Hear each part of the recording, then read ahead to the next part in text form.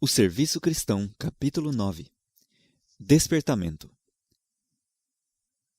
Os convites. Que a mensagem do Evangelho soe através de nossas igrejas, convidando-as para a ação universal. Que os membros da igreja tenham mais fé, adquirindo o zelo de seus invisíveis aliados celestes, do conhecimento de seus inexauríveis recursos, da grandeza do empreendimento em que se acham empenhados, do poder de seu guia. Os que se colocam sob a direção de Deus, para ser por ele guiados, compreenderão a constante corrente dos acontecimentos que ele ordenou.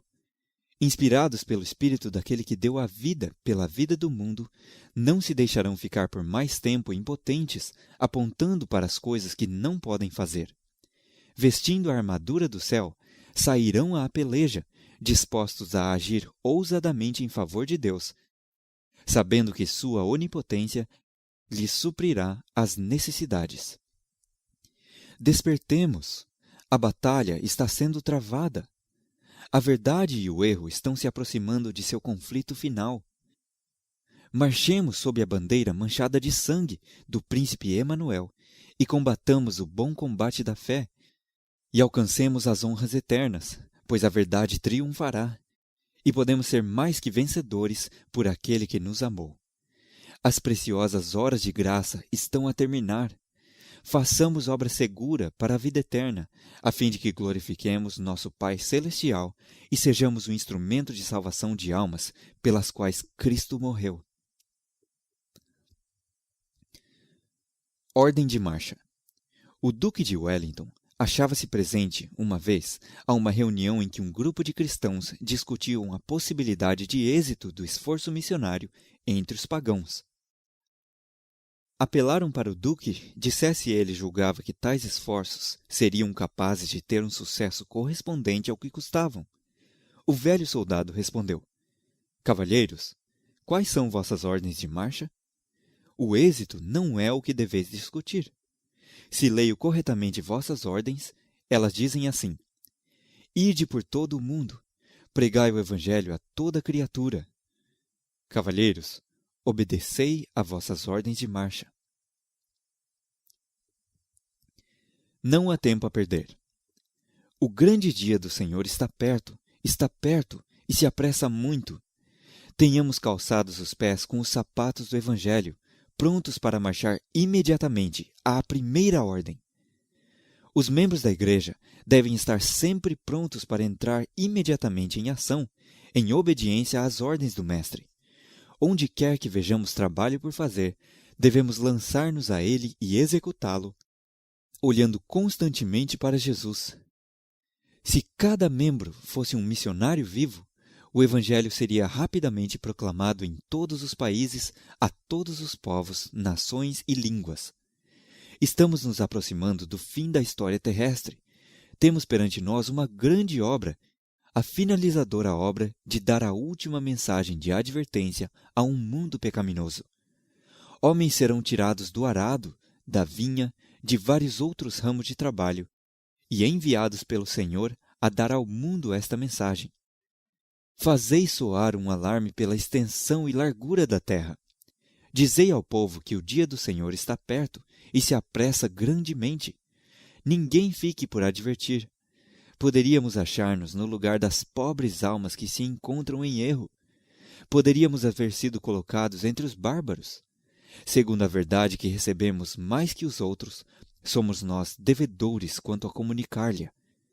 Meus irmãos e irmãs, é demasiado tarde para dedicar vosso tempo e forças a servir a vós mesmos. Não vos encontre o último dia destituídos do tesouro celestial. Procurai promover os triunfos da cruz. Procurai iluminar almas. Trabalhar pela salvação de vossos semelhantes, e vossa obra resistirá à penosa prova de fogo. Temos que proclamar esta mensagem com rapidez, mandamento sobre mandamento, regra sobre regra. Os homens serão em breve forçados a tomar grandes decisões, e nosso dever é cuidar de que lhes seja proporcionada a oportunidade de compreenderem a verdade, a fim de que se decidam inteligentemente pelo direito. O Senhor chama seu povo para trabalhar. trabalhar zelosa e prudentemente enquanto dura o tempo da graça. Não temos tempo a perder. O fim está próximo. Em breve, a passagem de um lugar para o outro, a fim de transmitir a verdade, será cercada de perigos à direita e à esquerda. Far-se-á tudo para obstruir o caminho dos mensageiros do Senhor, de modo que não possam realizar o que lhes é possível executar agora. Cumpre-nos olhar de frente nossa obra e avançar o mais depressa possível em luta intensa. Segundo a luz que me foi dada por Deus, sei que as potências das trevas estão trabalhando com intensa energia que procede de baixo, e a passos furtivos vai Satanás avançando para se apoderar dos que agora se acham distraídos, qual lobo se apodera da presa. Temos agora advertências que nos é possível dar, uma obra que nos é possível fazer. Em breve, porém, será mais difícil do que podemos imaginar.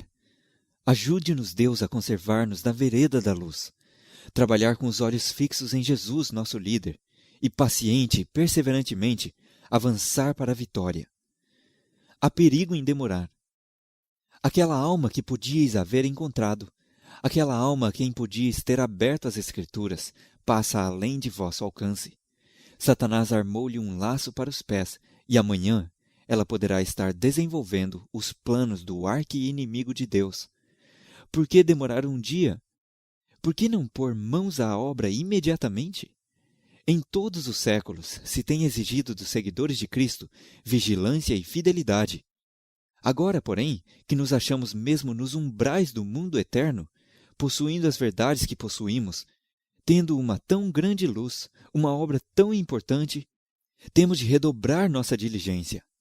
Cumpre a cada um fazer exatamente o máximo que lhe seja possível. Meu irmão, pões em perigo tua própria salvação se te detens agora. Deus te pedirá contas se deixares de fazer a obra que te designou. Perguntas importantes. Estende-se perante nós a eternidade. A cortina está para ser aberta. Em que estamos pensando para que assim nos apeguemos ao nosso amor egoísta da comodidade, enquanto por toda a parte ao nosso redor almas estão a perecer? Ficou-nos completamente calejado o coração? Não podemos ver nem compreender que temos uma obra para fazer em favor de outros? Irmãos e irmãs, estais entre os que, tendo olhos, não veem, e tendo ouvidos, não ouvem? Foi em vão que Deus vos deu o conhecimento de sua vontade? Foi em vão que ele vos enviou advertência após advertência da proximidade do fim? Acreditais nas declarações de sua palavra acerca do que está para sobrevir ao mundo? Acreditais que os juízos de Deus impendem sobre os habitantes da terra? Como então podeis ficar de braços cruzados, descuidosos e indiferentes? O apelo para despertar. A obra está a finalizar-se rapidamente, e por toda parte aumenta a impiedade. Temos pouco tempo apenas para trabalhar. Despertemos da sonolência espiritual e consagremos ao Senhor tudo o que temos e somos. Seu Espírito permanecerá com os verdadeiros missionários, proporcionando-lhes poder para o serviço. Despertai, irmãos e irmãs, despertai! Não continueis a dormir. Por que estáis ociosos por todo o dia? Jesus vos chama, dizendo: Ide hoje trabalhar na minha vinha. Todo aquele que recebeu o Espírito Santo o manifestará, pois todas as suas forças serão empregadas no mais ativo serviço. Todos os que em verdade recebem a Jesus pela fé, trabalham. Experimentam um sentimento de responsabilidade pelas almas. Deus pede agora a todos os que possuem algum conhecimento da verdade, que são depositários de verdades sagradas, que se ergam e comuniquem a luz do céu a outros. Despertai, irmãos! Por amor de vossa própria alma, despertai! Sem a graça de Cristo nada podeis fazer. Trabalhai enquanto puderdes. Caso nos fossem abertos os olhos para ver os anjos maus em operação, junto dos que se sentem à vontade e se consideram seguros, não nos sentiríamos tão em segurança. Os anjos maus nos estão nos calcanhares a cada momento. Deus chama a todos, tanto os pregadores como o povo, para que despertem. Todo o céu está alerta. As cenas da história terrestre estão em rápido fechamento. Achamo-nos entre os perigos dos últimos dias. Achamo-nos entre os perigos dos últimos dias. Maiores perigos se encontram diante de nós e ainda não estamos despertos. Esta falta de atividade e fervor na causa de Deus é terrível. Essa dormência mortal vem de Satanás. Que direi a fim de despertar o povo remanescente de Deus? Foi-me mostrado que estão diante de nós terríveis cenas. Satanás e seus anjos estão reunindo todas as suas forças para oprimir o povo de Deus. Sabe que se eles dormirem um pouco mais, está seguro quanto a eles, pois é certa a sua destruição. Nestas horas finais de graça para os filhos dos homens, quando a sorte de cada alma deve ser logo decidida para sempre, o Senhor do céu e da terra espera que sua igreja desperte para a ação como nunca dantes. Os que foram feitos livres em Cristo, pelo conhecimento da preciosa verdade, são considerados pelo Senhor Jesus como seus escolhidos, favorecidos sobre todos os outros povos na face da terra. E ele está contando certo que eles manifestarão os louvores daquele que os chamou das trevas para a sua maravilhosa luz. As bênçãos, tão liberalmente outorgadas, devem ser comunicadas aos outros. As boas novas de salvação devem ir a cada nação, tribo, língua e povo. Nenhum dentre 100 em nosso meio está fazendo qualquer coisa além de empenhar-se em empreendimentos comuns, seculares. Não estamos nem meio despertos em relação ao valor das almas pelas quais Cristo morreu. Se os seguidores de Cristo estivessem sempre alerta ao chamado do dever, milhares estariam proclamando o Evangelho em países gentios, onde hoje só existe um. E todos os que se não empenhassem pessoalmente nessa obra, haveriam de sustentá-la com os seus recursos, sua simpatia e suas orações, e muito maior quantidade de zeloso trabalho se faria nos países cristãos. Milhares de pessoas fruem grande luz e preciosas oportunidades, mas coisa alguma fazem com sua influência ou seu dinheiro a fim de iluminar a outros. Nem ao menos assumem a responsabilidade de manter sua própria alma no amor de Deus, para que não se tornem um peso para a igreja. Esses seriam um peso e um empecilho no céu. Por amor de Cristo, por amor da verdade, por amor deles mesmos devem eles despertar e fazer trabalho diligente com vistas à eternidade. A Igreja de Cristo bem pode ser comparada a um exército. A vida de todo soldado é de labuta, dificuldade e perigo. Por todos os lados há inimigos vigilantes, dirigidos pelo príncipe das potestades das trevas, o qual jamais tosqueneja, nem abandona seu posto. Sempre que um cristão esteja desapercebido, esse poderoso adversário faz um súbito e violento ataque. A menos que os membros da igreja estejam ativos e vigilantes, serão vencidos pelos seus ardis. Que seria se metade dos soldados de um exército estivessem ociosos ou adormecidos quando tivessem ordem de estar a postos? O resultado seria derrota, cativeiro ou morte. Se algum deles escapasse das mãos do inimigo, seria ele considerado digno de recompensa? Não, bem depressa receberia a sentença de morte. E se a Igreja de Cristo é descuidosa e infiel, acham-se envolvidas consequências muito mais importantes. Um exército de soldados cristãos adormecidos. Que poderia ser mais terrível? Que avanço poderia ser feito contra o mundo que está sob o domínio do príncipe das trevas? Os que no dia da batalha se põem indiferentemente na retaguarda, como se não tivessem interesse nem sentissem responsabilidade quanto ao resultado da luta, melhor seria que mudassem de atitude ou deixassem imediatamente as fileiras. Tem de haver ação. Foi-me mostrado o povo de Deus esperando que ocorresse alguma mudança, que um compulsivo poder deles se apoderasse, mas ficarão decepcionados, pois estão em erro. Precisam agir. Precisam lançar por si mesmos mãos ao trabalho e clamar fervorosamente a Deus por um genuíno conhecimento de si próprios. As cenas que estão passando diante de nós são de magnitude suficiente a fazer-nos despertar, levando insistentemente a verdade ao coração de todos os que quiserem escutar. A seara da terra está quase madura. Tudo o que há no universo concita aos que conhecem a verdade a consagrarem-se sem reservas à proclamação da mesma, tal como lhes foi revelada na mensagem do terceiro anjo. Aquilo que vemos e ouvimos nos conclama ao dever. A operação de instrumentalidades satânicas convoca todo cristão a permanecer em seu posto. A mensagem da próxima vinda de Cristo deve ser dada a todas as nações da terra. Um esforço vigilante, infatigável, é exigido para vencer as forças do inimigo. Nossa parte não é sentar-nos silenciosos e chorar, e torcer as mãos, mas erguer-nos e trabalhar para este tempo e para a eternidade. Faze alguma coisa, faze-a logo, com todas as forças.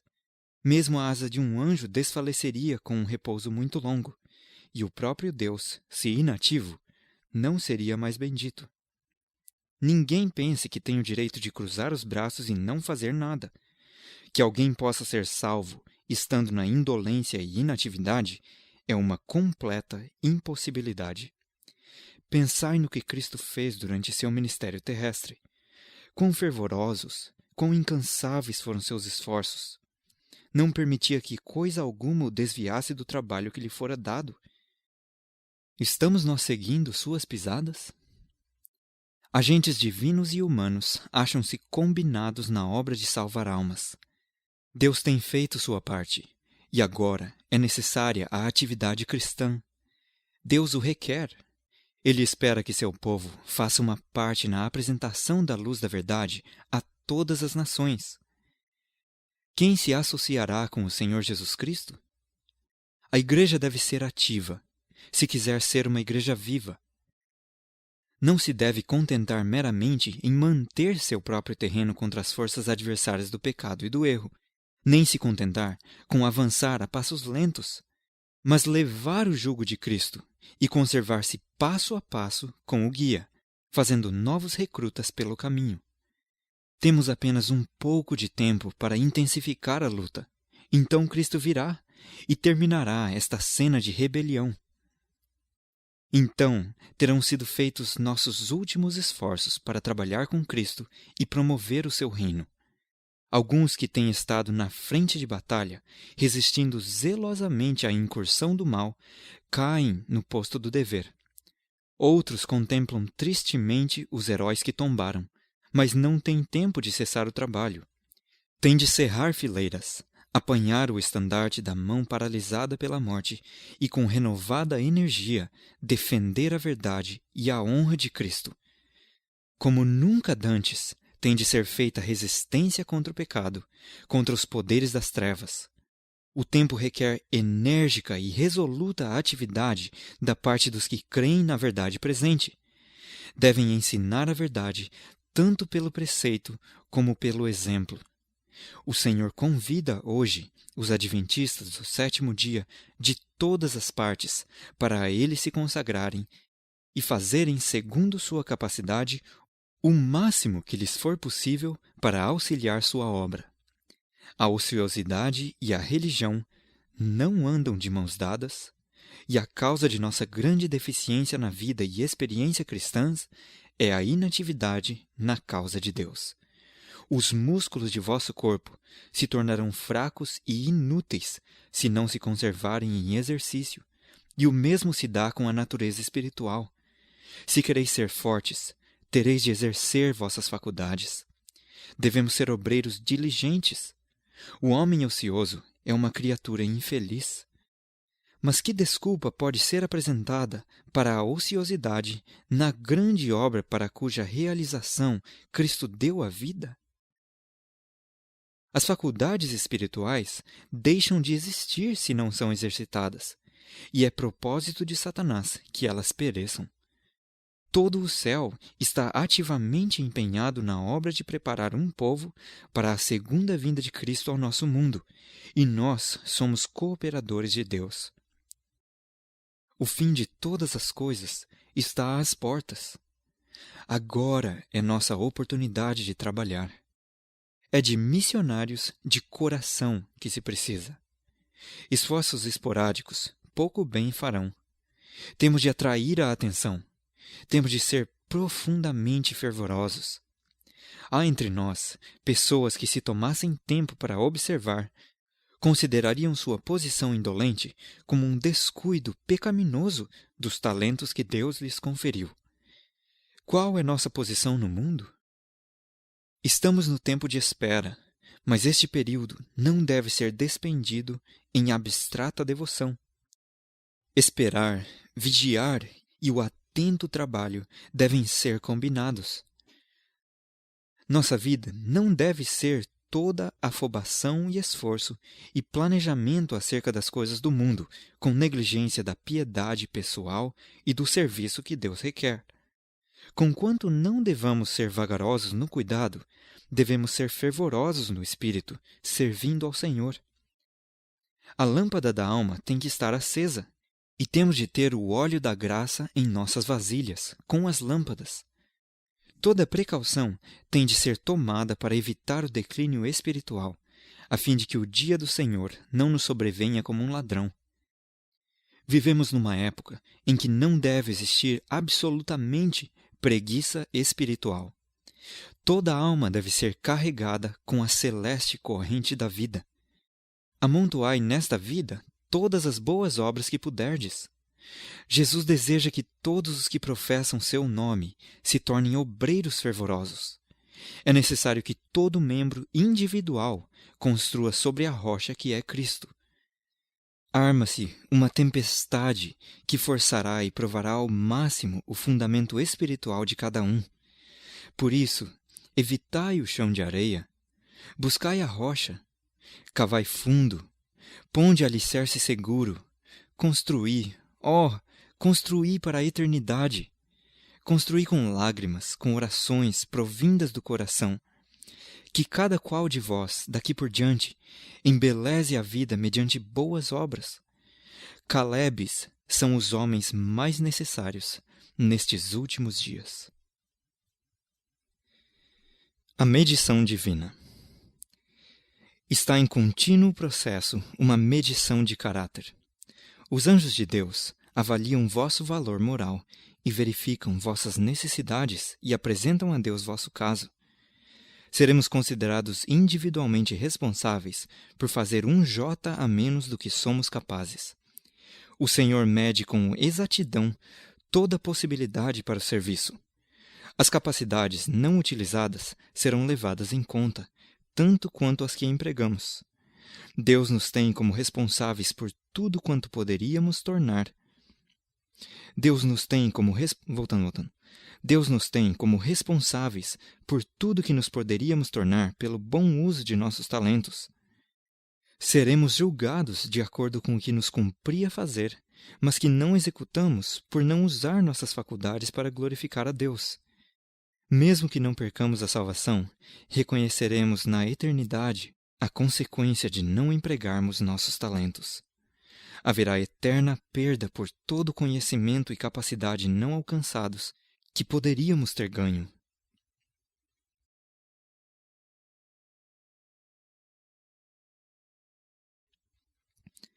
O que poderia ter sido? Se todo soldado de Cristo houvesse cumprido seu dever, se todo vigia nos muros de Sião houvesse dado à trombeta um sonido certo, o mundo poderia ter ouvido a mensagem de advertência, mas a obra está com anos de atraso. Enquanto os homens têm dormido, Satanás se nos tem adiantado furtivamente. Assumamos agora o trabalho que nos é designado e proclamemos a mensagem que há de despertar homens e mulheres, levando-os a reconhecer seu perigo. Se cada adventista do sétimo dia houvesse feito o trabalho que lhe foi confiado, o número de crentes hoje seria muito maior do que é. Em todas as cidades da América, Haveria os que tivessem sido levados a tomar a sério a mensagem de obedecer à lei de Deus. Caso houvesse sido executado o propósito divino de transmitir ao mundo a mensagem da misericórdia, Cristo já teria vindo à terra e os santos teriam recebido as boas-vindas na cidade de Deus.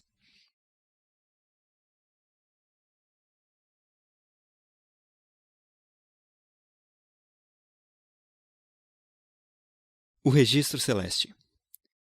O mundo carece de missionários, consagrados missionários no país natal. E não será nos livros do céu registrado como cristão ninguém que não tenha espírito missionário. Se os membros da igreja não lançarem individualmente mão desta obra, mostrarão assim não estar em viva conexão com Deus. Seu nome está registrado como servos negligentes. Em cada movimento religioso, há alguns que, conquanto não possam negar que a causa é de Deus, mantêm-se arredios, recusando fazer qualquer esforço para ajudar. Faria bem a tais pessoas lembrar o registro que é mantido no alto. O livro no qual não há omissões, nem erro, e pelo qual serão julgados. Ali, cada oportunidade negligenciada para o serviço de Deus é registrada. E ali, igualmente, cada ato de fé e amor é mantido em eterna lembrança. Na manhã de 23 de outubro de 1879, por volta das 2h, o Espírito do Senhor repousou sobre mim, e vi cenas do juízo vindouro. 10 milhares vezes 10 milhares achavam-se reunidos diante de um grande trono, sobre o qual estava sentada uma pessoa de aparência majestosa. Vários livros achavam-se diante dele, e na capa de cada um estava escrito em letras de ouro que pareciam como chama ardente: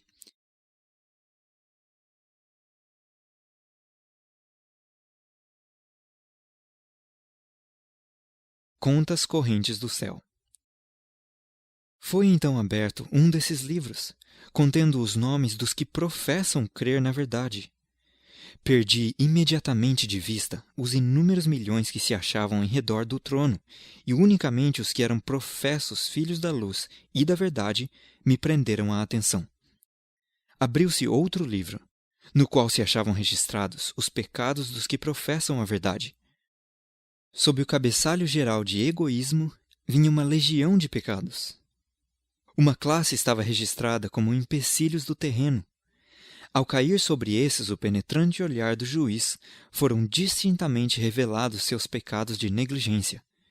Com lábios pálidos e trêmulos, reconheceram haver sido traidores do santo depósito que lhes fora confiado. Haviam tido advertências e privilégios, mas não os haviam atendido e aproveitado. Podiam ver agora que haviam presumido demasiado da misericórdia de Deus.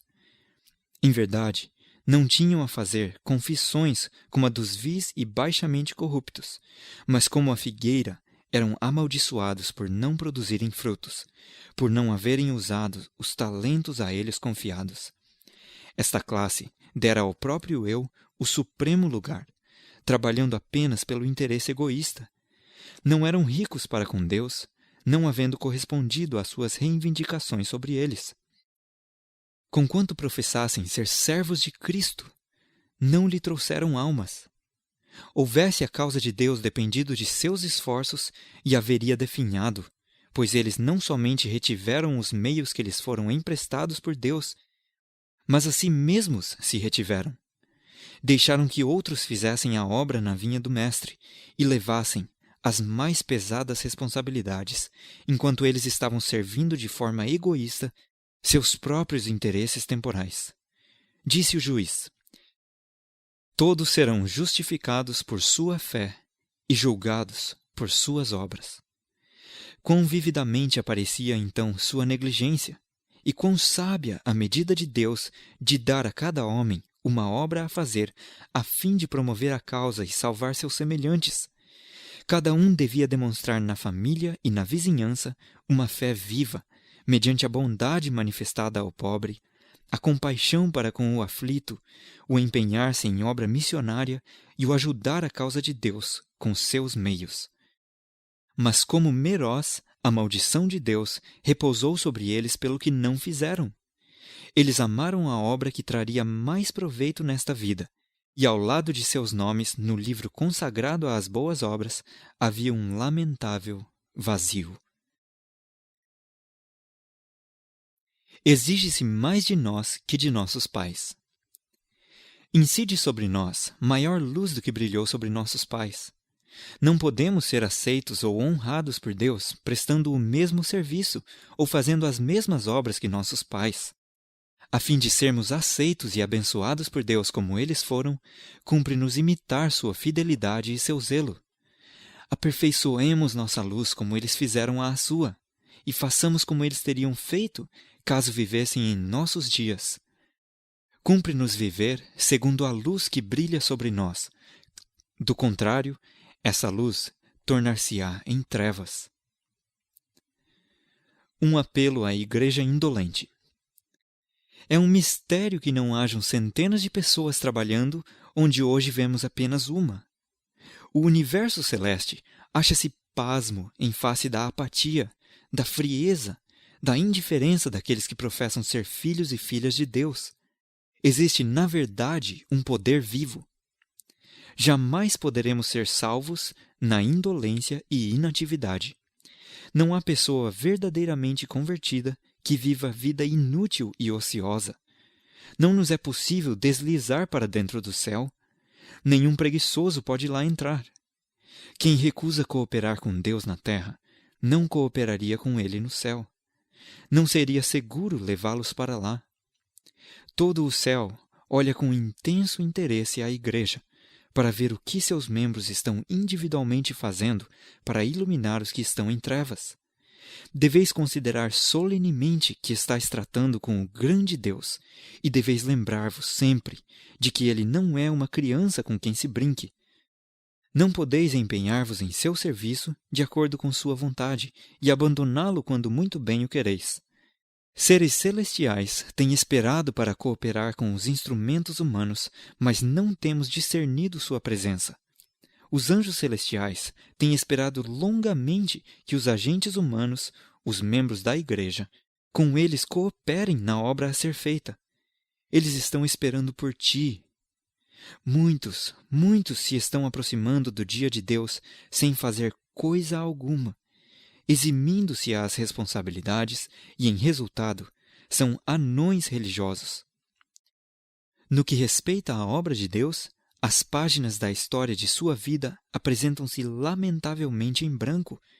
São árvores no jardim de Deus, mas apenas ocupam o terreno, ensombrando com seus improdutivos ramos o solo que árvores frutíferas poderiam ter ocupado. Há perigo para os que fazem pouco ou nada para Cristo. A graça de Deus não habitará por muito tempo na alma daqueles que, tendo grandes privilégios e oportunidades, permanecem silenciosos. Não há agora tempo para dormir. Não há tempo para nos entregarmos a vãos pesares. Aquele que ousa cochilar agora perderá preciosas oportunidades de fazer o bem. É-nos concedido o bendito privilégio de reunir molhos na grande ceifa, e cada alma salva será uma estrela a mais na coroa de Jesus, nosso adorável Redentor. Quem estará ansioso por depor a armadura, quando, sustentando a batalha um pouquinho mais, alcançará novas vitórias e arrecadará novos troféus para a eternidade? Os mensageiros celestiais estão fazendo sua obra, mas que estamos nós fazendo? Irmãos e irmãs, Deus nos convida a remirmos o tempo. Aproximai-vos de Deus, despertai o dom que há em vós. Que aqueles que tiveram oportunidade de se familiarizar com as razões de nossa fé, usem agora este conhecimento para alguma finalidade. Como podereis vós, que fazeis a oração do Senhor, venha a nós o teu reino, seja feita a tua vontade, assim na terra como no céu, assentar-vos comodamente em vossos lares, sem ajudar a levar a outros a tocha da verdade? Como podereis erguer as mãos a Deus e rogar suas bênçãos sobre vós e vossas famílias, quando tão pouco fazeis para ajudar aos outros? Há entre nós pessoas que, se tomassem tempo para observar, considerariam sua posição indolente como um descuido pecaminoso dos talentos que Deus lhes conferiu. Irmãos e irmãs, vosso Redentor e todos os santos anjos estão entristecidos com a vossa dureza de coração.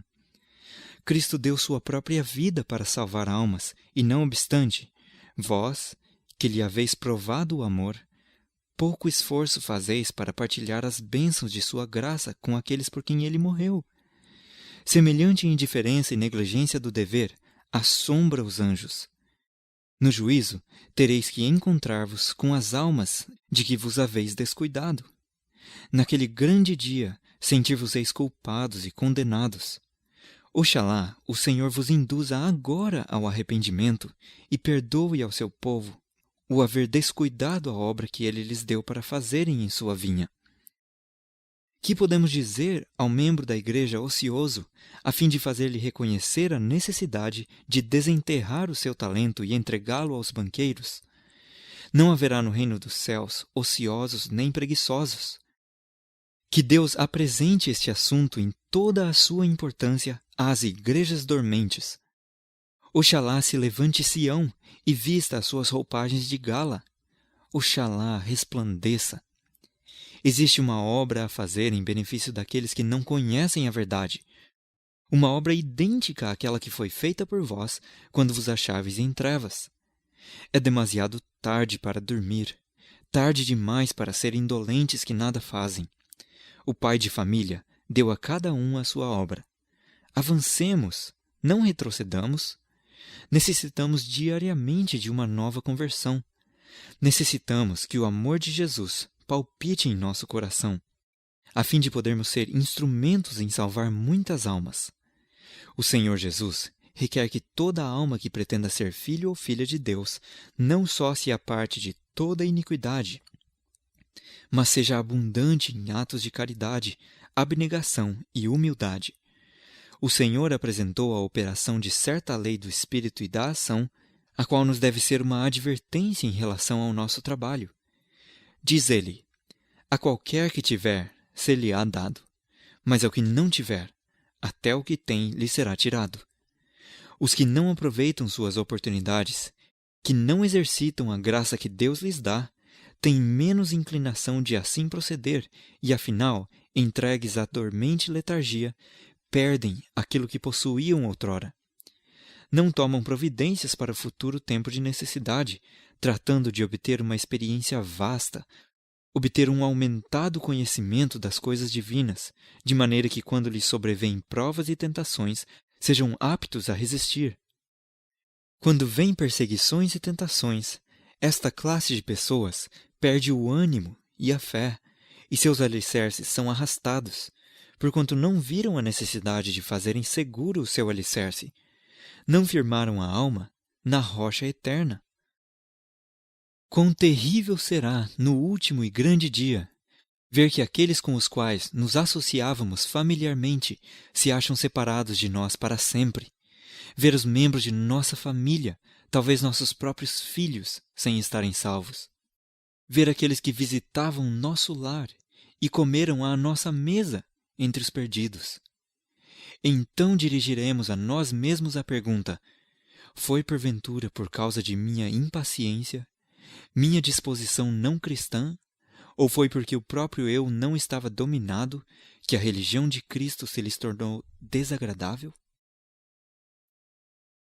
O mundo deve ser advertido da breve volta do Senhor. Temos apenas pouco tempo para trabalhar. Passaram para a eternidade anos que poderiam ter sido aproveitados para buscar primeiramente o reino de Deus e sua justiça e para difundir a luz aos outros. Deus agora convoca o seu povo, que possui grande luz e está firmado na verdade, e com o qual teve muito trabalho, para trabalharem por si mesmos e pelos outros como nunca dantes o fizeram. Fazei uso de toda a aptidão, ponde em exercício toda a faculdade, todo o talento confiado. Empregai toda a luz que Deus vos concedeu para fazer bem aos outros. Não procureis tornar-vos pregadores, mas tornai-vos ministros de Deus. Ilustrações vívidas. O amor divino moveu-se às suas insondáveis profundidades em favor dos homens, e os anjos maravilham-se de ver nos objetos de tão grande amor uma gratidão meramente superficial. Os anjos pasmam de quão limitada é a apreciação que o homem tem do amor de Deus. O céu se indigna ante a negligência manifestada para com a alma dos homens. Queremos saber como Cristo o considera? Como sentiria um pai, uma mãe, soubessem eles que, estando seu filho perdido no frio e na neve, fora desdenhado e deixado a perecer pelos que o poderiam haver salvado? Não ficariam terrivelmente ofendidos, furiosamente indignados? Não os acusariam com uma ira tão ardente como suas lágrimas, tão intensa como seu amor?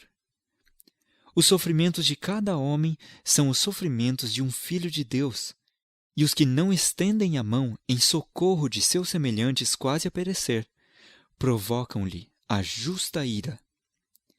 Li acerca de um homem que, viajando num dia de inverno através de profunda neve acumulada, ficou entorpecido pelo frio, que quase imperceptivelmente lhe roubava as forças. E quando estava quase morto de frio, prestes a desistir da luta pela vida, ouviu os gemidos de um companheiro de viagem, prestes, como ele, a perecer de frio.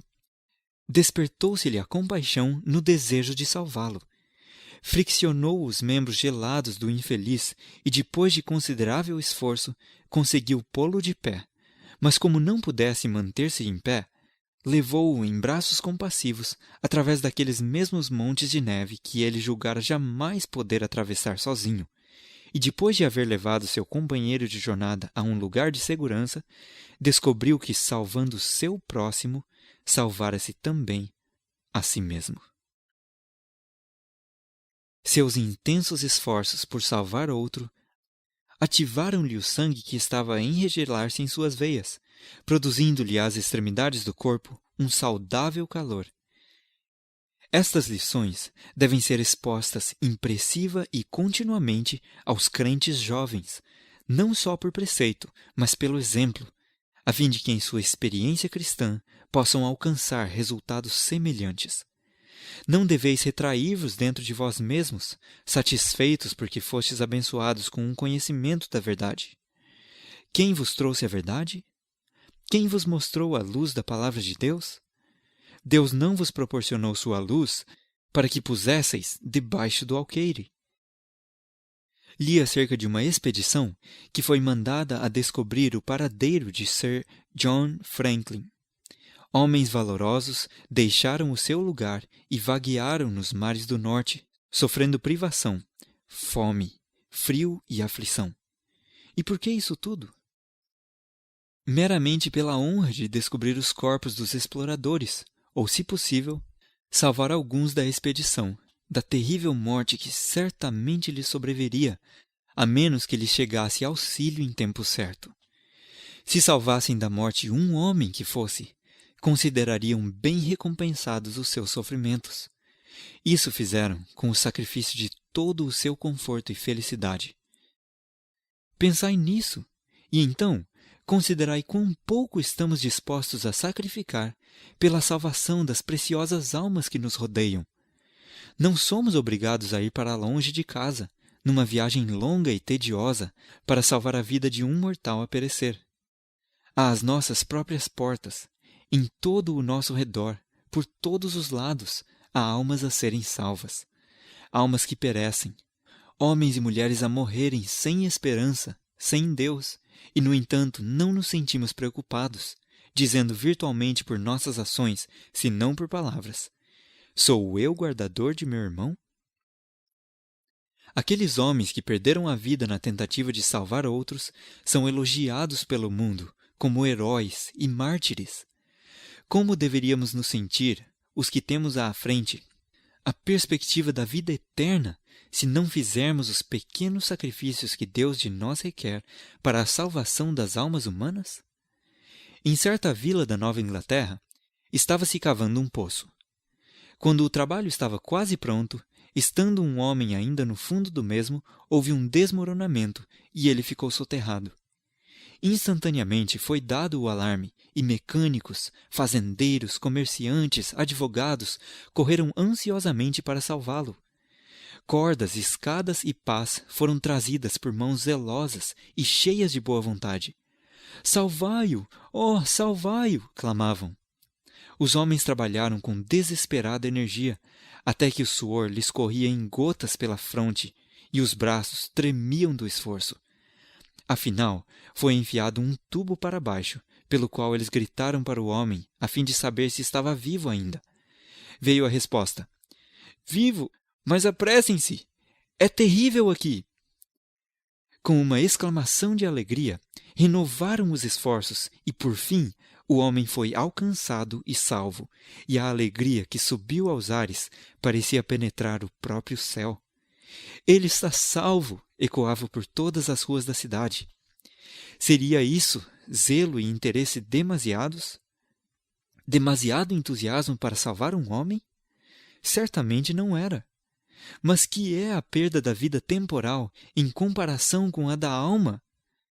Se a ameaça de perda de uma existência desperta no coração humano sentimento tão intenso, não deveria a perda de uma alma suscitar solicitude mais profunda em homens que professam compreender o perigo daqueles que se acham separados de Cristo?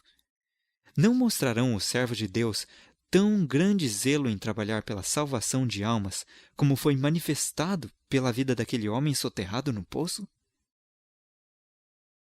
Profissão versus expressão.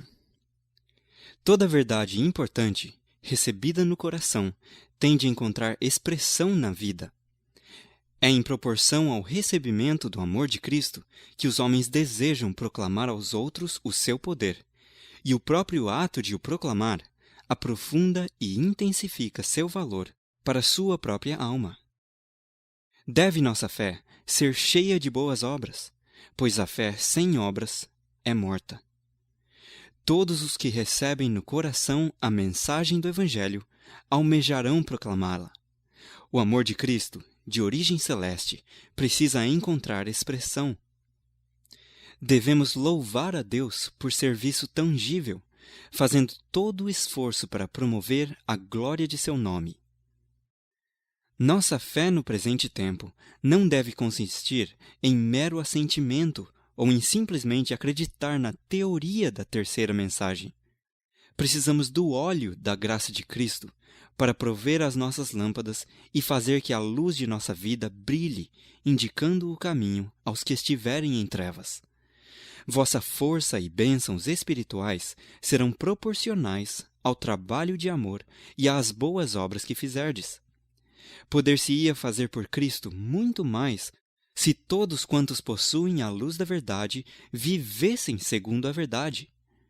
Foi-me mostrado que, como um povo, somos deficientes. Nossas obras não estão em harmonia com a nossa fé. Nossa fé testifica que vivemos sob a proclamação da mais solene e importante mensagem que já foi dada a mortais. No entanto, em plena vista deste fato, nossos esforços, nosso zelo, nosso espírito de sacrifício não estão à altura do caráter da obra. Devemos despertar dentre os que dormem e Cristo nos dará vida. Avançai com fé e proclamai a verdade como quem nela crê. Que aqueles por quem trabalhais vejam que para vós ela é de fato uma viva realidade. Uma vida semelhante à de Cristo é o mais poderoso argumento que pode ser apresentado em favor do cristianismo. Muitos há que professam o nome de Cristo e cujo coração não está empenhado em seu serviço. Colocaram-se simplesmente numa profissão de piedade e, por esse mesmo ato, aumentaram o tamanho de sua condenação e se tornaram mais enganosos e mais bem-sucedidos agentes de Satanás para a ruína de almas. Os que aguardam o Senhor purificam a alma pela obediência da verdade. Com a vigilante espera, combinam ativo serviço. Como sabem que o Senhor está às portas, seu zelo é avivado para cooperar com as forças divinas para a salvação de almas. Estes são os sábios e fiéis servos que dão o sustento a seu tempo à casa do Senhor. estão declarando a verdade especialmente aplicável a este tempo.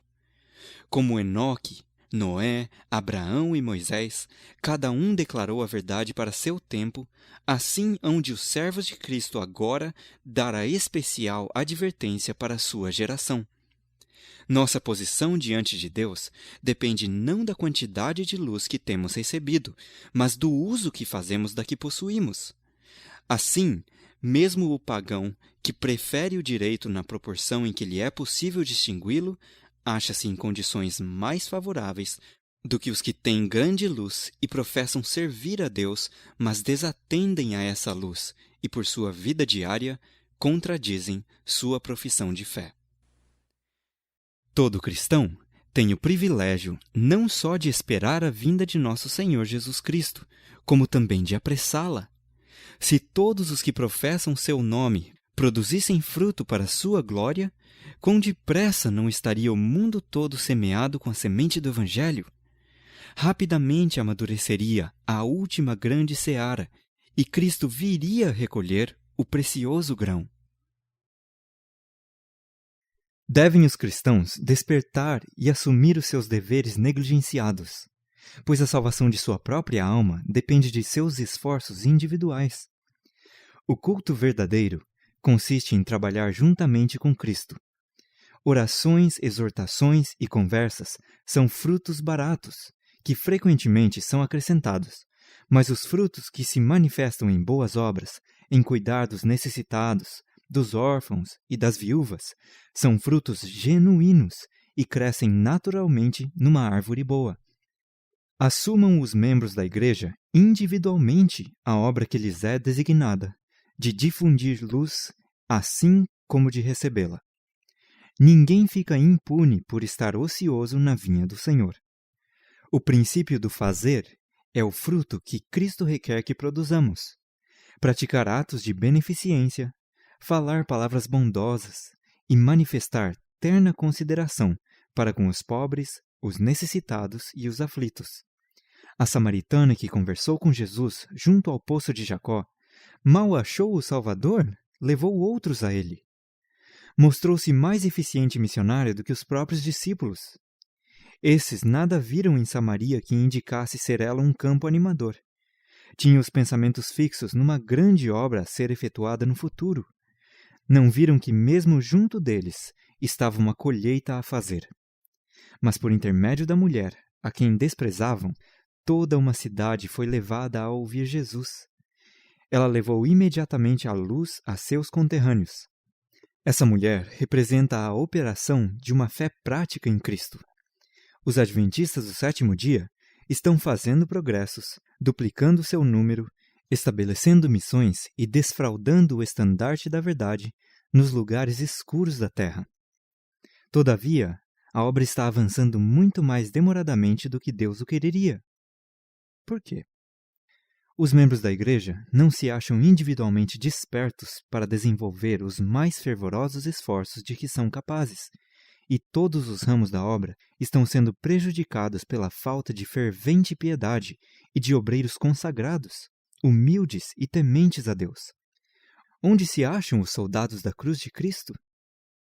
Que aqueles que temem a Deus, os sinceros, os de um só propósito, que visam perseverantemente a glória de Deus, se preparem para a batalha contra o erro. Há muitos fracos, covardes de coração, nesta hora de conflito espiritual.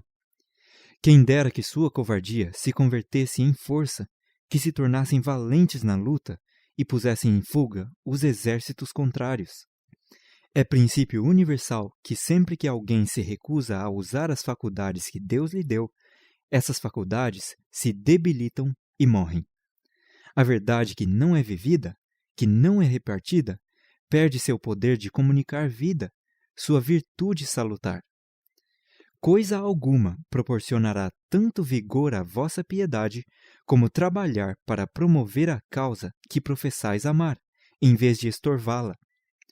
Os que procuram manter a vida cristã, aceitando passivamente as bênçãos que lhes são oferecidas pelos meios da graça, nada fazendo por Cristo, estão simplesmente procurando comer para viver sem trabalhar.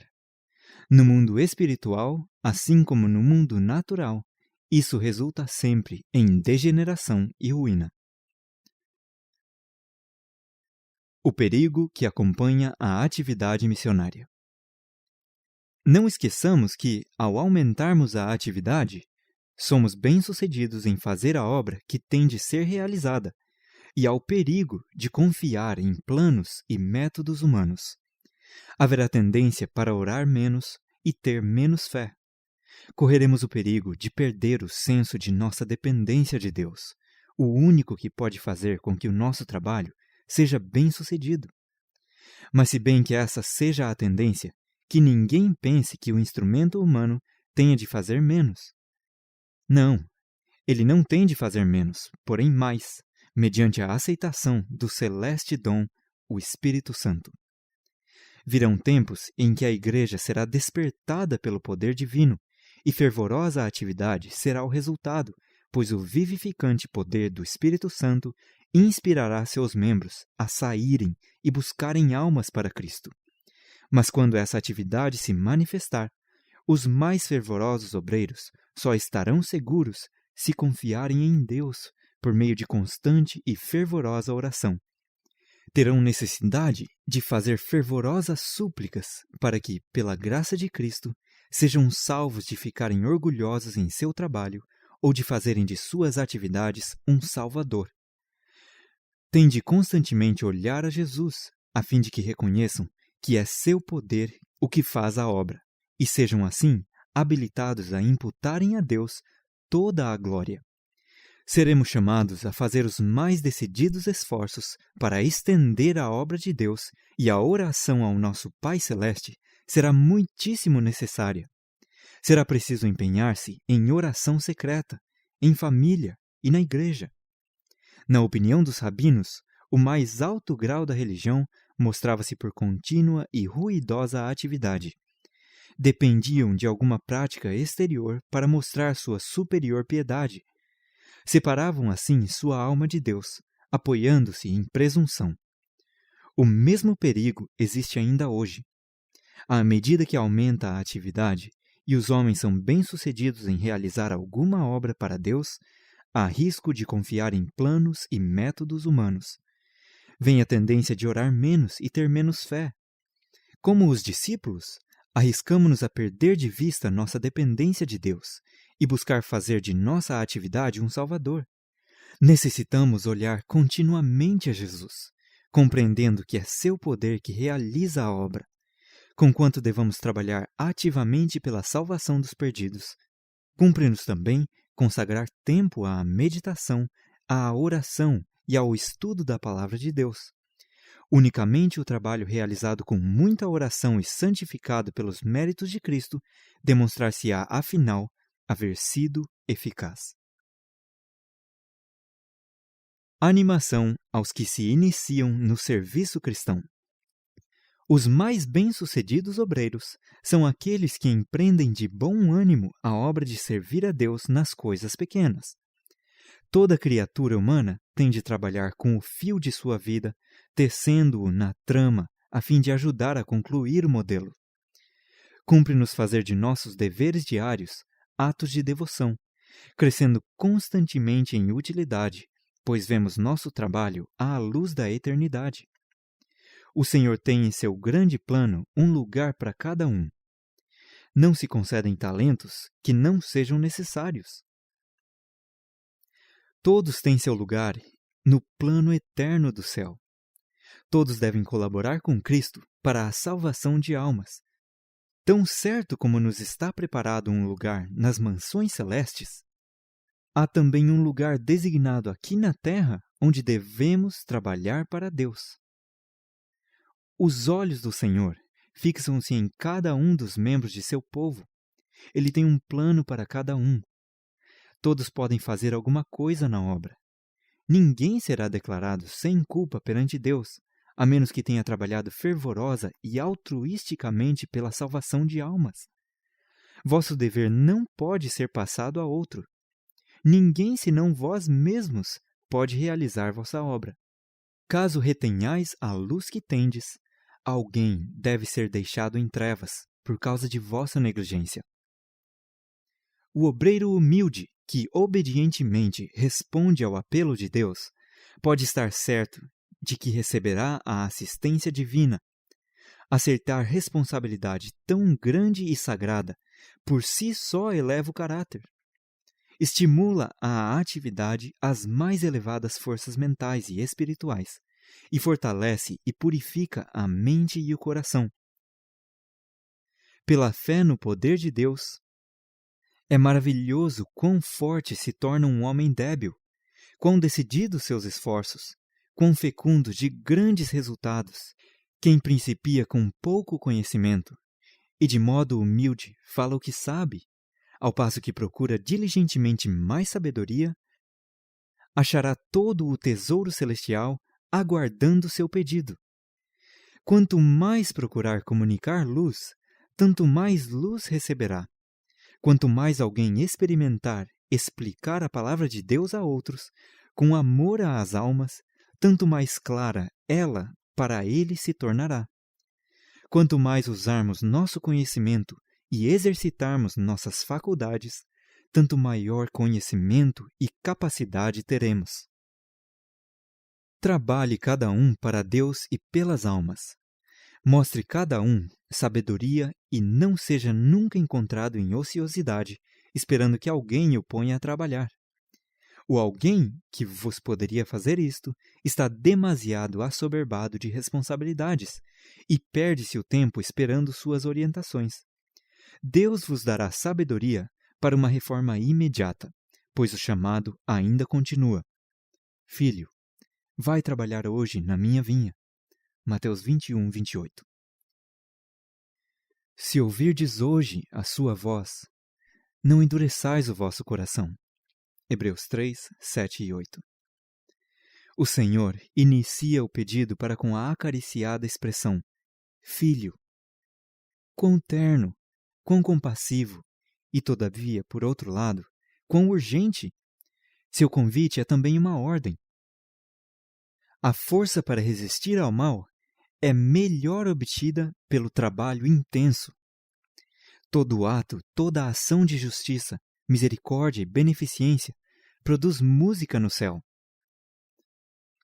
O Espírito de Cristo é espírito missionário.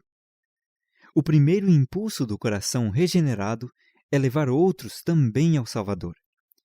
O único meio de crescer em graça é achar-se interessado em fazer exatamente a obra que Cristo nos ordenou fazer. Não deveis esperar grandes ocasiões ou habilitações extraordinárias para então trabalhardes por Deus. O homem que se torna uma bênção social e torna sua vida um sucesso é aquele que, seja ou não instruído, emprega todas as suas faculdades no serviço de Deus e de seus semelhantes. Muitos a quem Deus capacitou para fazer trabalho excelente, pouco conseguem, porque pouco empreendem. Se fracassardes 99 vezes em cada 100, mas fordes bem-sucedidos em salvar da ruína uma única alma, realizastes um nobre feito pela causa do Mestre. As relações entre Deus e cada pessoa são tão particulares e íntimas, como se não existisse nenhuma outra por quem Ele houvesse dado seu bem-amado Filho. O Senhor vos vê e compreende. E se oferecerdes o vosso talento como o dom consagrado para o seu serviço, vos usará a despeito da vossa fraqueza. Porque no serviço ativo e desinteressado, os fracos fortalecerão e desfrutarão o seu precioso louvor. A exaltação do Senhor é um elemento de confiança. Se fordes fiéis, a paz que excede todo o entendimento será a vossa recompensa nesta vida e na futura. Participareis da alegria do vosso Senhor. Pessoas de pouco talento, se forem fiéis em guardar o coração no amor de Deus, podem ganhar muitas almas para Cristo. Harlan Page era um pobre mecânico de habilidade comum e educação limitada, mas tornou sua ocupação principal procurar promover a causa de Deus, e seus esforços foram coroados de notável êxito. Trabalhou pela salvação dos semelhantes em conversas particulares e em fervorosa oração. Instituiu reuniões de oração, organizou escolas dominicais e distribuiu folhetos e outras leituras religiosas. Em seu leito de morte, repousando já sobre seu semblante a sombra da eternidade, pôde dizer: sei que tudo é pela graça de Deus, e não por qualquer mérito de qualquer coisa que eu tenha feito. Mas creio que tenho evidência de que mais de 100 almas foram convertidas a Deus por meu intermédio. Este mundo não é o céu do cristão, mas simplesmente a oficina de Deus, onde devemos habilitar-nos para nos unir a anjos sem pecado num céu santo. Os mais humildes e mais pobres dentre os discípulos de Jesus podem ser uma bênção aos outros. Talvez não tenham consciência de estar produzindo algum bem especial, mas por sua inconsciente influência, poderão dar origem a ondas de bênçãos que irão se alargando e aprofundando, mesmo que nunca venham a saber dos benditos resultados, a não ser no dia da recompensa final. Não percebem nem sabem que estão realizando um grande bem. Não se pede deles que se preocupem acerca do sucesso. O que têm que fazer é simplesmente prosseguir tranquilos, realizando fielmente a obra que a providência de Deus lhes designa, e sua vida não será em vão. Seu próprio ser irá se desenvolver cada vez mais à semelhança de Cristo. Tornam-se mensageiros de Deus nesta vida, e desse modo estão se habilitando para a obra mais elevada e a felicidade verdadeira da vida por vir.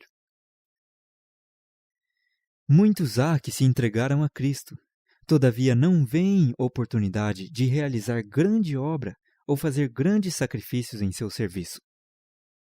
Estes podem achar conforto no pensamento de que não é necessariamente a abnegação do mártir que é mais aceitável a Deus. Pode ser que o missionário que enfrente diariamente o perigo e a morte não tome a mais elevada posição nos registros do céu.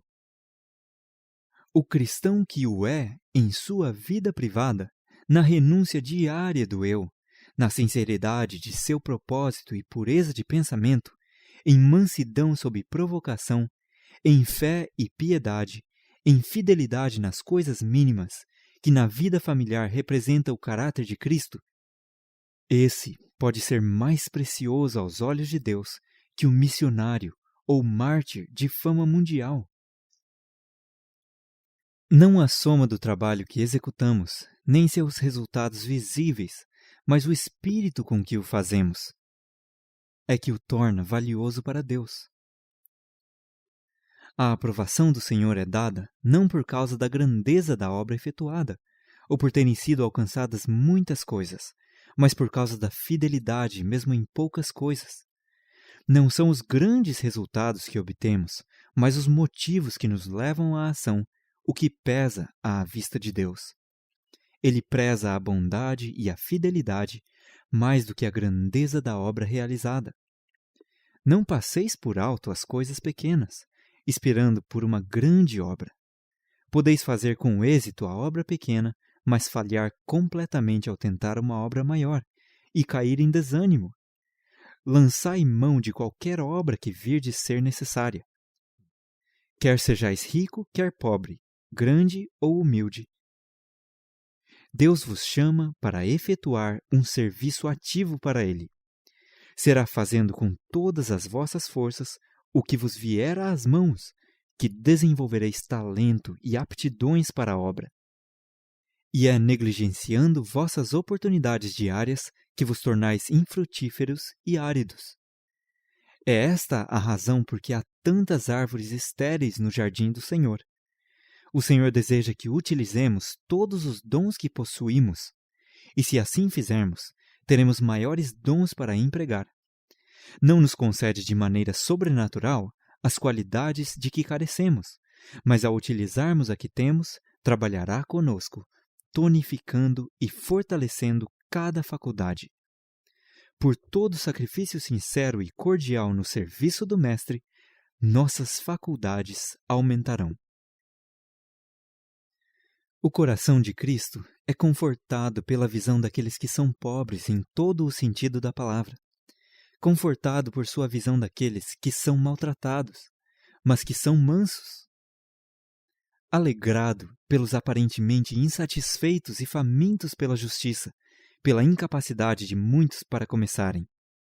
Ele olha com agrado, por assim dizer, o mesmo estado de coisas que desanimaria a muitos ministros.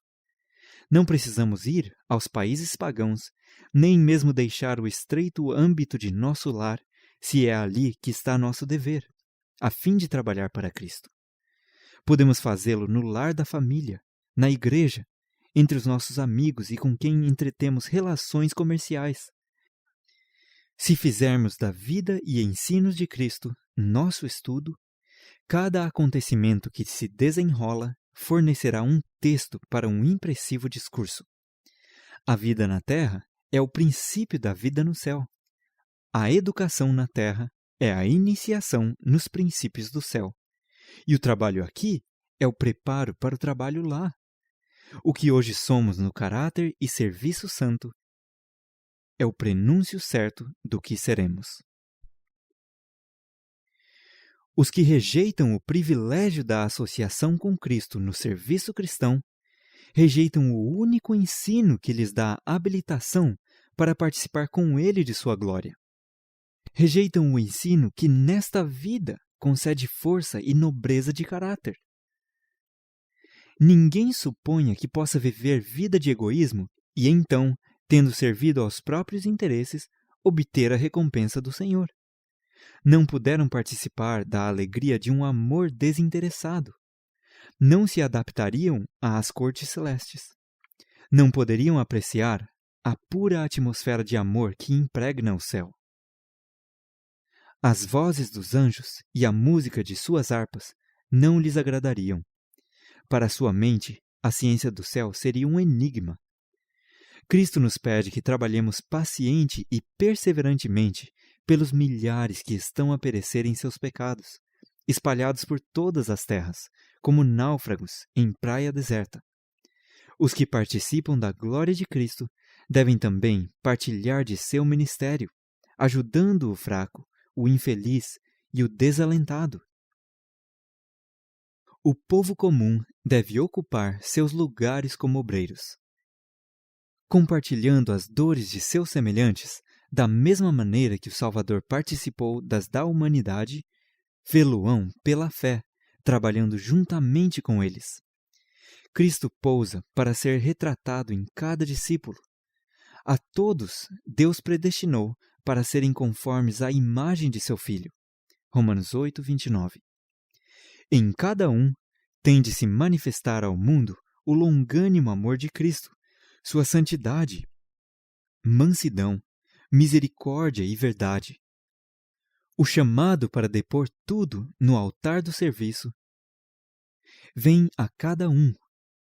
Não nos é pedido que sirvamos como Eliseu serviu, nem que vendamos tudo o que possuímos. Mas Deus nos pede que demos ao seu serviço o primeiro lugar em nossa vida, e não permitamos se passe um só dia sem que façamos alguma coisa para avançar sua obra na terra.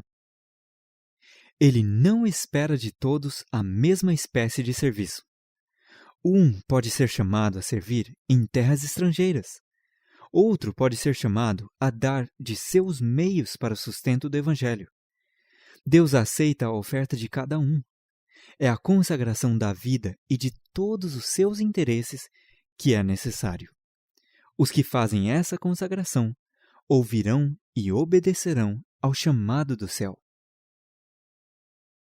O sábio segundo o mundo, que medita e planeja e cuja ocupação está sempre em sua mente, deve procurar tornar-se sábio em assuntos de interesse eterno. Se empregasse tanta energia em conseguir os tesouros celestiais e a vida que se mede pela vida de Deus, como o faz para conseguir o ganho do mundo, que não realizaria ele? Deus induzirá homens de posição humilde a proclamar a mensagem da verdade presente. Ver-se-ão muitos destes correndo para cá e para lá, constrangidos pelo Espírito de Deus a levar a luz aos que estão em trevas. A verdade é como um fogo a arder-lhes nos ossos, enchendo-os de um fervoroso desejo de iluminar aqueles que se assentam na escuridão. Muitos, mesmo entre os iletrados, proclamarão a palavra do Senhor. Crianças serão impelidas pelo Espírito Santo a sair e anunciar a mensagem do céu.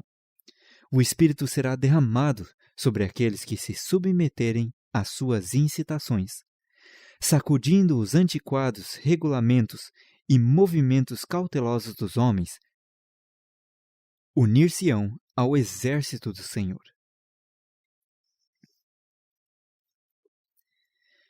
A paisagem da vida cristã. O coração que recebe a palavra de Deus não é como uma lagoa que evapora, nem como uma cisterna rota que perde o tesouro que encerra. É qual ribeiro da montanha, alimentado por fontes inexauríveis, cujas águas frescas e reluzentes saltam de rocha em rocha, refrigerando os cansados, os sedentos, os oprimidos. É como um rio fluindo constantemente, e à medida que avança, se torna mais profundo e mais largo, até que suas vitalizantes águas se espalham sobre toda a terra. A corrente que segue seu caminho cantando, deixa após si sua dádiva de verdor e fertilidade. A relva de suas ribanceiras é de um verde mais vivo. As árvores têm um colorido mais rico. São mais abundantes que as flores. Quando a terra jaz estéril e calcinada sob o calor abrasador do verão, um cordão verde assinala o curso do rio. Assim é com o verdadeiro Filho de Deus. A religião de Cristo revela-se como um princípio vitalizante e dominante, uma energia espiritual operante e viva. Quando o coração é aberto à influência celestial da verdade e do amor, esses princípios fluirão, de novo, como as torrentes no deserto, fazendo que apareçam frutos onde agora há esterilidade e penúria. As senhas do cristão. Há 3 palavras-chave na vida cristã, as quais precisam ser atendidas se não queremos que Satanás venha furtivamente sobre nós. Elas são vigiar, orar e trabalhar. Toda pessoa que fez profissão de Cristo comprometeu-se a ser tudo quanto lhe seja possível ser, como um obreiro espiritual, a ser ativo, zeloso e eficiente no serviço de seu mestre. Cristo espera que cada homem cumpra seu dever. Seja esta a senha em todas as fileiras de seus seguidores.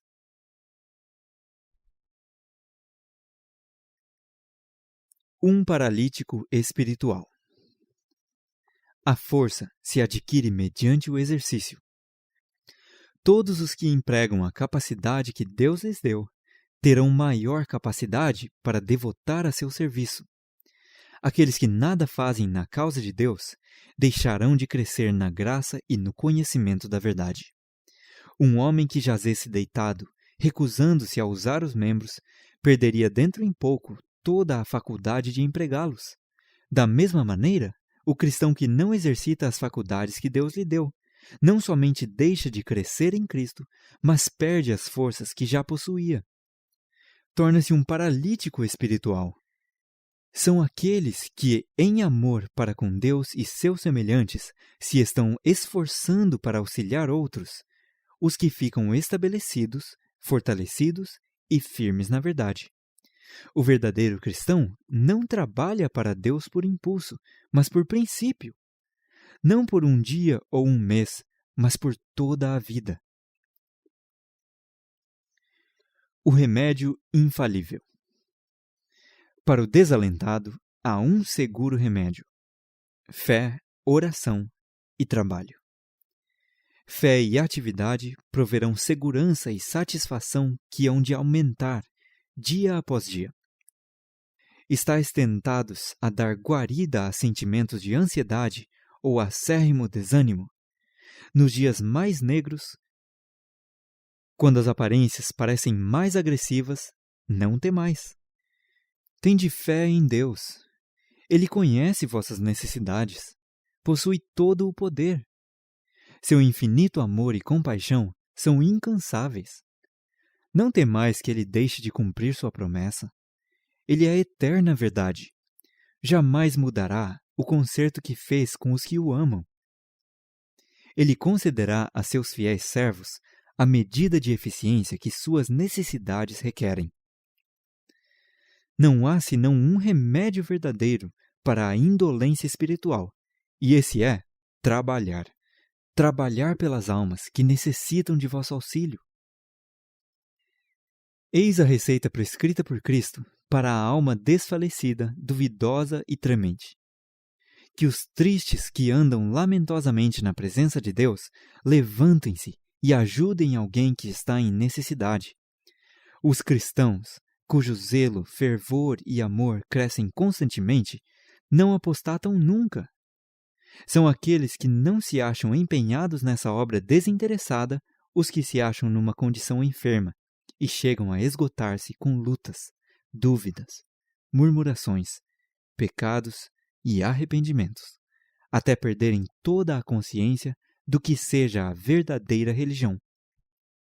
Reconhecem que não podem volver ao mundo e, assim, penduram-se às extremidades de Sião, tendo ciúmes mesquinhos, invejas, decepções e remorsos.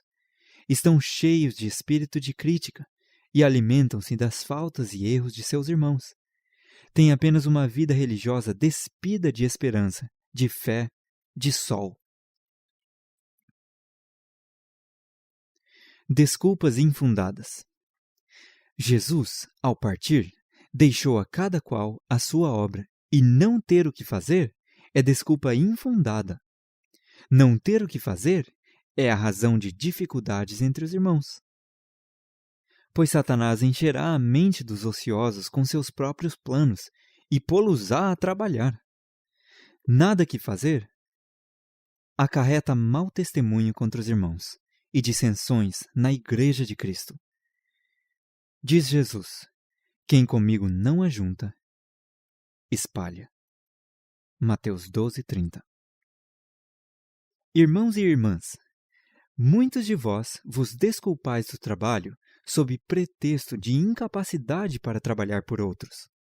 Mas acaso vos fez Deus assim incapazes? Não foi essa incapacidade produzida por vossa própria inatividade e perpetuada por vossa própria e deliberada escolha? Não vos deu Deus pelo menos um talento a multiplicar? Não para vosso próprio proveito e satisfação, mas para ele. Tendes vós compreendido a obrigação que sobre vós pesa, como servos assalariados seus, de trazer-lhe os juros pelo sábio e hábil emprego desse capital a vós confiado? Não tendes perdido oportunidades de desenvolver vossas faculdades para esse fim? É demasiado verdadeiro que poucos são os que têm experimentado um real sentimento de sua responsabilidade para com Deus. Muitos têm a ideia de que, se sua vida é ativa, cheia de negócios, nada podem fazer em prol da salvação de almas, nada para levar avante a causa de seu Redentor. Dizem que não podem fazer coisa alguma pela metade, e, portanto, afastam-se dos deveres e práticas religiosos e enterram-se no mundo. Colocam seus negócios em primeiro lugar e esquecem a Deus, e Ele se desgosta deles. Se alguém se acha empregado em qualquer coisa que lhe não permite progredir na vida espiritual e aperfeiçoar-se em santidade no temor de Deus, deve mudar para uma ocupação na qual possa ter Jesus consigo a toda hora. Aspirar a uma coroa repleta de estrelas. Não nos devemos tornar cansados ou de coração desfalecido. Perda terrível seria trocarmos a glória eterna pela comodidade, conveniência e prazer, ou por condescendências carnais. Uma dádiva das mãos de Deus aguarda ao vencedor. Nenhum de nós a merece. É gratuita de sua parte. Maravilhosa e gloriosa será essa dádiva, mas lembremo-nos de que uma estrela difere em glória de outra estrela. Mas visto como somos instados a lutar pela vitória, tenhamos, com a força de Jesus, o alvo de alcançar a coroa repleta de estrelas. Os que forem sábios, pois, resplandecerão como o fulgor do firmamento, e os que a muitos conduzirem à justiça, como as estrelas, sempre e eternamente. Daniel 12:3. O serviço foi pago. Em sua vinda, o Senhor examinará cada talento e exigirá os juros do capital que nos confiou. Por sua própria humilhação e agonia, por sua vida de trabalho e morte ignominiosa, Jesus pagou já os serviços de todos quantos se chamam pelo seu nome e professam ser servos seus. Cada qual tem o dever solene de aperfeiçoar todas as suas faculdades para a obra de ganhar almas para ele. Não sois de vós mesmos, diz ele, porque fostes comprados por bom preço. Portanto, glorificai a Deus por uma vida de serviço, que arrebatará homens e mulheres do pecado para a justiça. 1 Coríntios 6, 19 e 20. Fomos comprados pelo preço da própria vida de Cristo, comprados para que, mediante serviço fiel, devolvamos a Deus o que lhe pertence. Deus me deu uma mensagem para seu povo. Eles têm de despertar, alargar as suas tendas, dilatar suas fronteiras. Meus irmãos, minhas irmãs, fostes comprados por preço, e tudo quanto possuís e sois deve ser empregado para a glória de Deus e para o bem de vossos semelhantes. Cristo morreu na cruz para salvar o mundo de perecer no pecado. Ele pede vossa cooperação nessa obra. Deveis servir-lhe de mão ajudadora. Com um esforço sincero e infatigável, deveis buscar salvar os perdidos. Lembrai-vos de que foram vossos pecados que tornaram necessária a cruz. Os seguidores de Cristo foram redimidos para servir. Nosso Senhor ensina que o verdadeiro objetivo da vida é servir. Cristo mesmo foi obreiro e dá a todos os seus seguidores a lei do serviço, o serviço a Deus e ao próximo. A lei de servir torna-se o vínculo que nos liga a Deus e a nosso semelhante. Avançar. Muitas vezes a vida cristã é assediada de perigos e o dever parece difícil de se cumprir. A imaginação pinta uma iminente ruína diante de nós e atrás servidão e morte. Todavia, a voz de Deus nos diz claramente: avante! Obedeçamos à ordem, mesmo que nossos olhos não possam penetrar as trevas. Os obstáculos que nos impedem o progresso jamais desaparecerão diante de um espírito vacilante, duvidoso. Aqueles que adiam a obediência para quando desaparecerem as incertezas e não houverem mais riscos de fracasso ou derrota, nunca virão a obedecer. A fé olha para além das dificuldades e lança mão do invisível, da própria onipotência. Portanto, não pode ser iludida. Ter fé é apoderar-se da mão de Cristo em todas as emergências. Nossas ideias são demasiado limitadas. Deus pede um contínuo progresso na difusão da luz. Devemos estudar métodos e meios de nos aproximar do povo. Precisamos ouvir com ouvidos de fé o poderoso capitão dos exércitos do Senhor dizendo: avançai! Temos de agir e Deus não nos faltará. Ele fará a sua parte quando nós, com fé, fizermos a nossa. Irmãos e irmãs que têm estado com a verdade desde há muito, não tendes feito a obra para a qual o Senhor vos chamou. Onde está o vosso amor pelas almas? A alegria de Cristo residia em salvar almas. Que isso seja a vossa obra e alegria. Cumpri todos os deveres e fazei todos os sacrifícios por amor de Cristo, e ele vos será ajudador constante. Avancem diretamente onde a voz do dever chamar. Não permitais que aparentes dificuldades vos impeçam. Assumi as responsabilidades que vos são dadas por Deus, e ao conduzirdes vossos fardos, por vezes pesados, não pergunteis: por que meu irmão permanece ocioso, sem que nenhum jugo lhe seja imposto?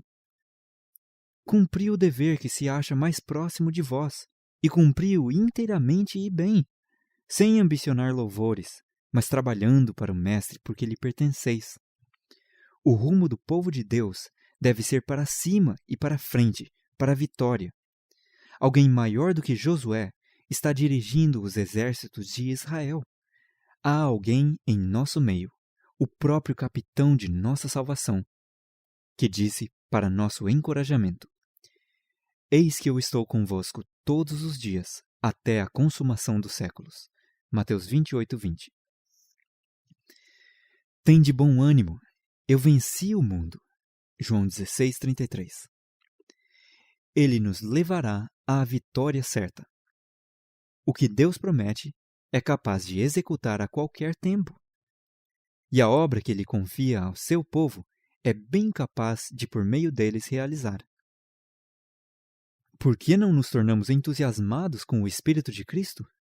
Por que somos tão pouco movidos pelos lastimosos clamores de um mundo a sofrer?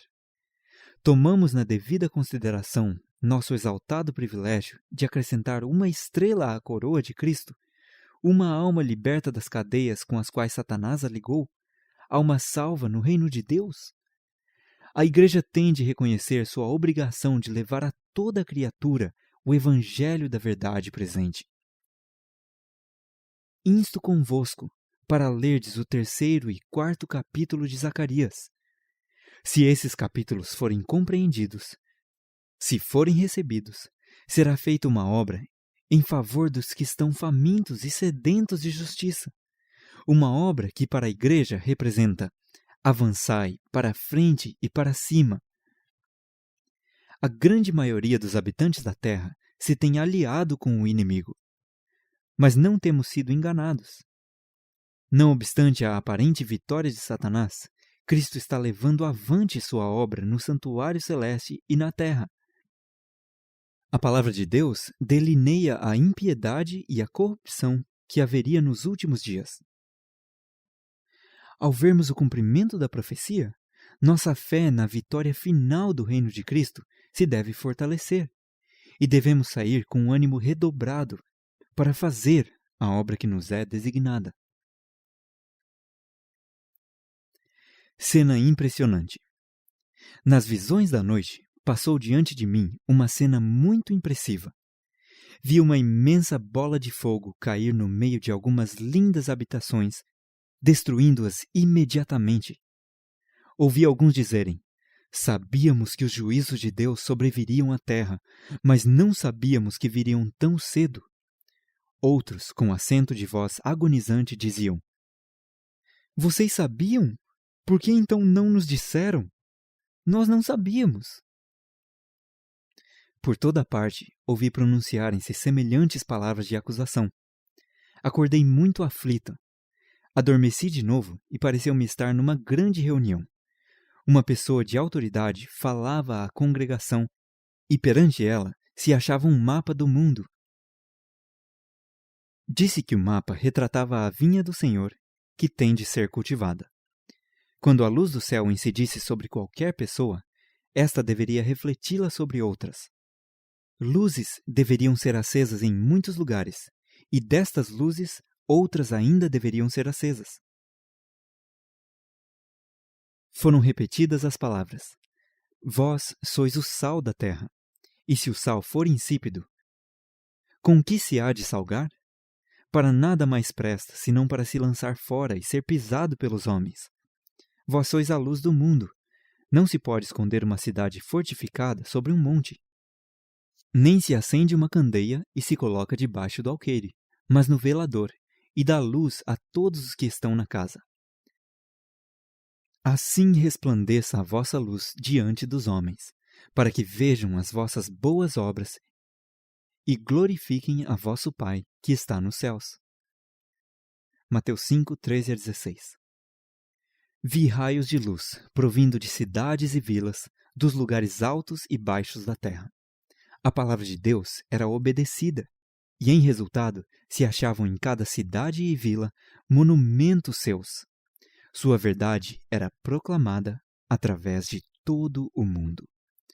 O fim do capítulo 9 do Serviço Cristão.